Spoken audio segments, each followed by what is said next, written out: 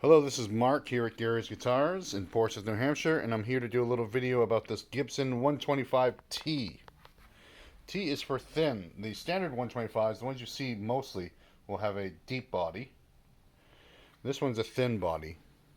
Um, so the 125 was a bit of a catch-all designation for the Gibson guitars. So you see a lot of 125s with a lot of different features, and they're all called 125.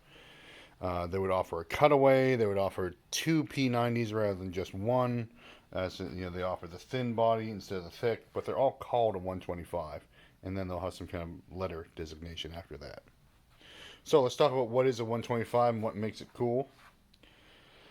This one, being the thin body, I personally own a Gibson 330, and this is very feel-wise, neck-wise, and sound-wise, having a single P90 rather than the dual P90 of the 330, it's a great.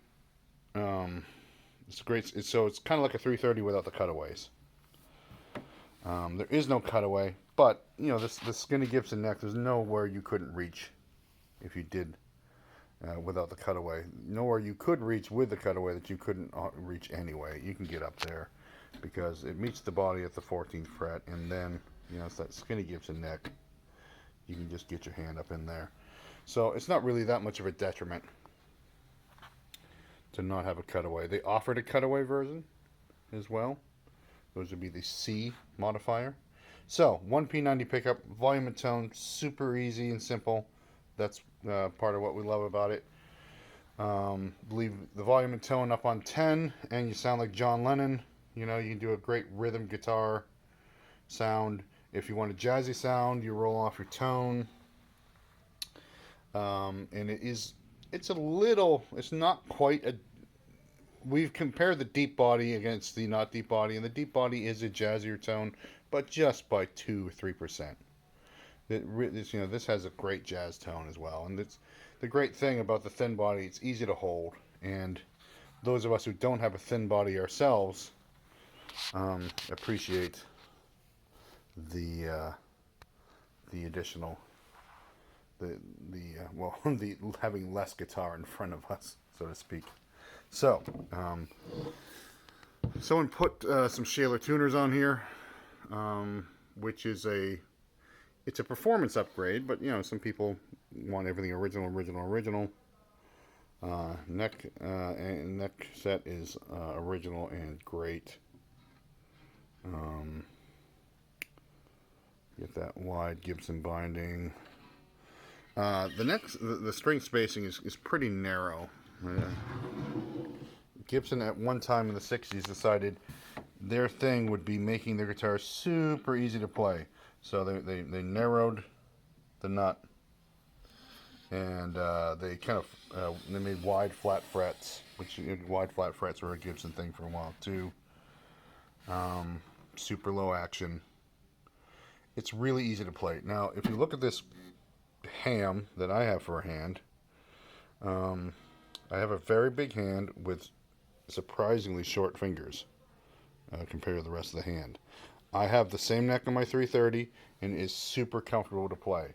I don't know how the physics works out, but I can fit my chubby fingers into the chord forms so easily, and it's just so comfortable to play. I can play the guitar all day, no fatigue. That may or may not be your situation, so try out a guitar to know for sure. But I like the neck profile a lot. It's got a little bit of it's not baseball bat, so to speak, but it's got some roundness to it. But that just makes your hand just fit in really well. And one thing the vintage Gibsons will have that the new ones won't is these are hand carved. Everything now is carved on a CAD cutter. So, or at least rough carved. Handmade guitar. That's what I'm saying.